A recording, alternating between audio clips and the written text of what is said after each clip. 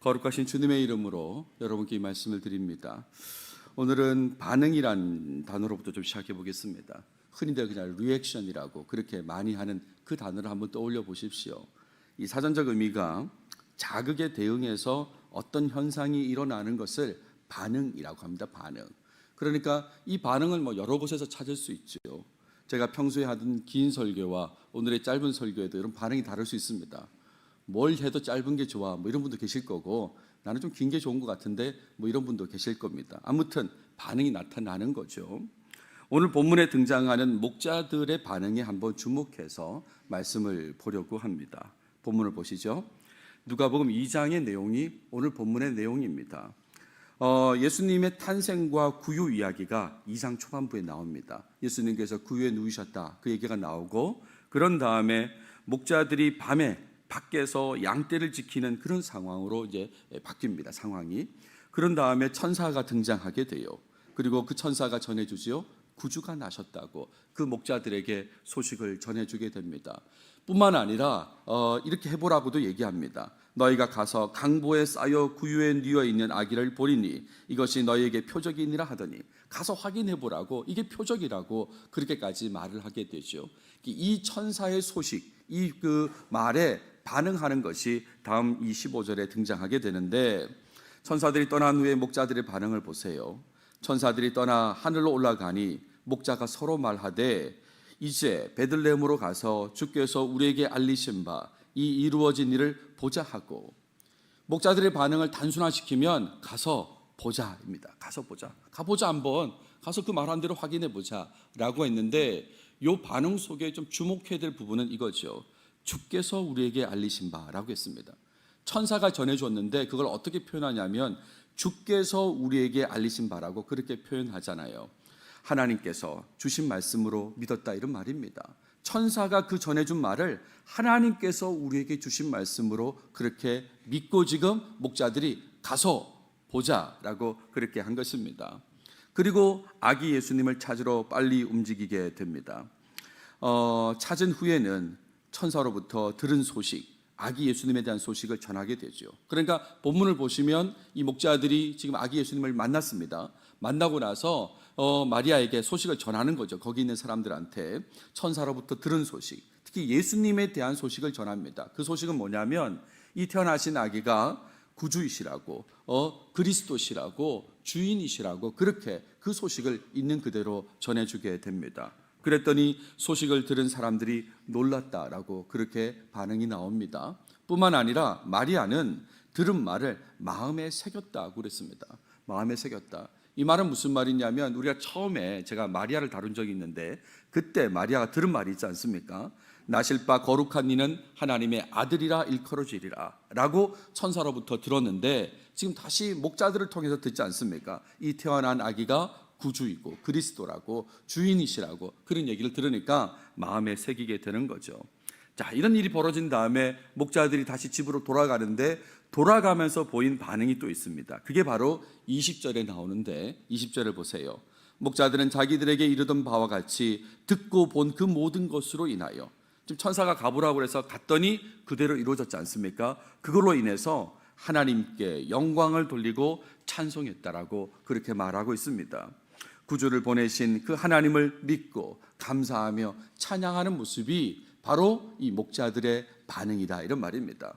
하나님을 믿고 찬양하는 모습, 그게 반응이다, 이런 얘기지요. 그래서 이 목자들 이야기를 통해서 이 시간에 좀 강조하고 싶은 것은, 예수님 탄생과 관련해서 목자들은 계속해서 하나님 중심으로 생각하고 행동했다는 거, 이걸 좀 기억하시면 좋겠습니다.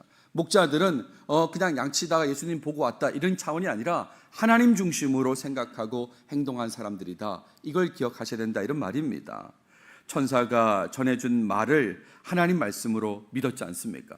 천사가 전해준 말을 하나님 말씀으로 믿었습니다. 뿐만 아니라 말씀대로 이루어진 것을 보고 나서 하나님께 영광을 돌리고 찬송하는 모습을 보였습니다. 이렇게도 하나님 중심으로 생각하고 행동하고, 저렇게도 하나님 중심으로 생각하고 행동하는 그 모습이 바로 목자들의 모습이다, 이런 말이에요. 그래서 오늘 적용점으로 말씀드리고 싶은 것은, 예수님 탄생에 대해 우리도 목자들처럼 하나님 중심으로 반응해야 된다, 이 말씀을 드리려고 합니다. 이 성탄절 아침에 우리도 하나님 중심으로 반응해야 된다. 예수님 탄생에 대한 성경 말씀이 있잖아요. 지금 마태복음, 누가복음 말씀들이 있는데 이런 말씀, 그분이 구원자라는 성경 말씀이 하나님의 말씀이라는 것을 믿어야 되는 것입니다. 목자들이 믿은 것처럼 우리도 그 말씀이 하나님의 말씀이라는 걸 믿어야 되는 거죠. 그리고 믿는다면 하나님께 영광을 돌리고 찬송해야 되는 것입니다. 그냥 고요한 밤, 거룩한 밤으로 끝나는 게 아니라 이 하나님께서 아들을 이 땅에 보내신 것에 대해서, 그 사실에 대해서 믿고 하나님께 영광을 돌리고 찬송해야 된다, 이 말씀을 이 아침에 드립니다. 제가 사람들 다룬다고 그랬습니다. 이번에는 인물 중심으로 첫 번째 마리아를 다루면서 마리아의 믿음에 주목했습니다.